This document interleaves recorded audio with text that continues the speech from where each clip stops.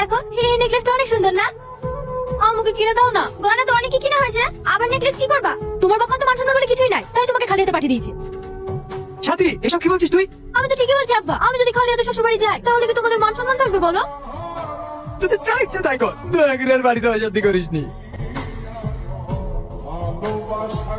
সাথী, তোর কানে দুলগুলো কই? দেখ ওখানে ডয়ারে আছে হয়তো। কানে দুলগুলো তো বেশ সুন্দর লাগছে।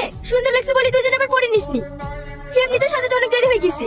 সাথী, তুই তো হয়তো কমা ফেস ওয়াশ ইউজ করিসনি। কি ফেস ওয়াশ দিয়েছে কই দেখি। কোথায় আছিস? তাড়াতাড়ি একটু আমার ঘরে আয়। কি হয়েছে? এত ইমার্জেন্সি ডাকলে?